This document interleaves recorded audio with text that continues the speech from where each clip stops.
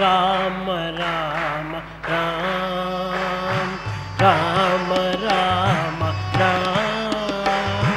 రామ రామ రామ రామాయణం అనేదాన్ని సత్యసాయి పరమాత్ముడు అంతర్యజ్ఞం అని చెప్పారు. ఏంటని చెప్పారండి? ఈరోజు నేను ఆ పర్టికులర్గా అంతర్యజ్ఞం అనేది నేను చదివి వినిపించుకుంటే నా ఒళ్ళు ఒకసారి పొలకించింది. స్వామి, ఇంతకుముందు చదవలేదే, కానీ మా అందరితో గత నవంబర్ 24 నుంచి ఏం చేస్తున్నావు?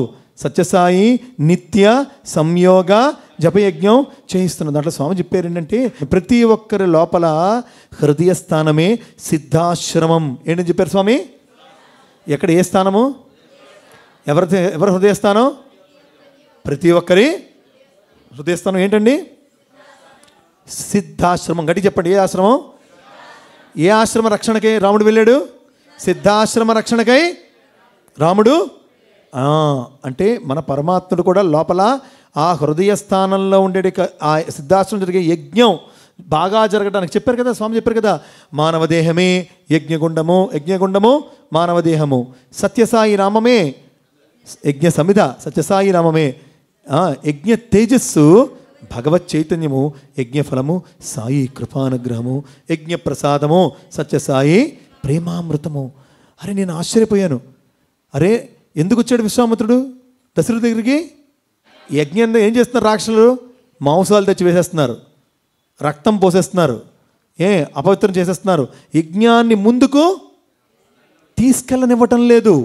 ఇప్పుడు చేసే ప్రతి యజ్ఞంలో కూడా కామ్యం ఉన్నది, ఏదో కోరిక ఉన్నది. కానీ అప్పట్లో మునీశ్వరులు చేసిన యజ్ఞంలో కామ్యము లేదు. విశ్వ కళ్యాణము, భగవత్ సందర్శన, అనుగ్రహ ప్రాప్తి, భగవంతుని ప్రీతి కలిగించడానికి యజ్ఞం చేసేవారు. కనుక విశ్వామిత్రుడు వచ్చి అడిగితే ఎంత అద్భుతంగా ఆ దశరథుడు పంపించాడు కదా. అప్పుడు ఎప్పుడైతే రామలక్ష్మణులు, రాముడు కాపలా కాసాడో సిద్ధాశ్రమాన్ని, ఎప్పుడైతే మనలో ఉండేటువంటి ఆత్మ అనేటువంటి యొక్క రాముడు,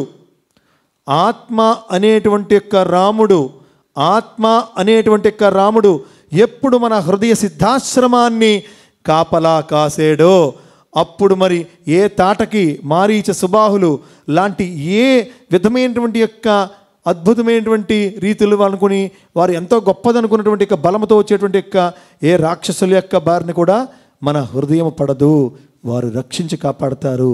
కానీ అక్కడ నిలబెట్టవలసింది ఆ ఆత్మారాముడిని. అందరూ నమస్కరించి చెప్పండి, ఓం సాయి రామాయ విద్మహే ఆత్మారామాయ ధీమహి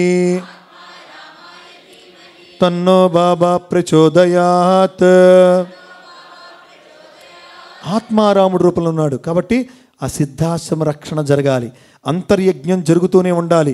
ఉచ్ఛ్వాస లోపలికి వెళ్తున్న చల్లట వెళ్తోంది, అది సమిధ బయటకు వస్తుంది, ఆ వేడికి వస్తుంది, అంతే కదా. అది అయిపోయింది అనుకోండి, యజ్ఞం అయిపోయింది అనుకోండి, ఇంకో యజ్ఞం అవుతుంది, లాస్ట్ యజ్ఞం, అది ముట్టించేస్తారు, అక్కడతో సరి. కనుక డివోటీస్, రామాయణం అంటే బయట జరిగేది కాదు, రామాయణం అంటే లోపల జరిగేది. ఆ అంతర్యజ్ఞానికి సిద్ధంగా ఉండాలి, శ్రవణ దీక్షకు సిద్ధముగా ఉండాలి.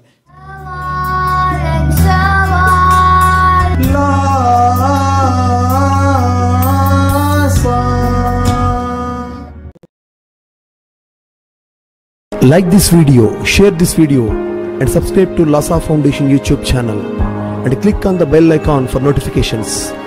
Do write your valuable comments and suggestions in the comment box and ask for more new videos on which subjects you want.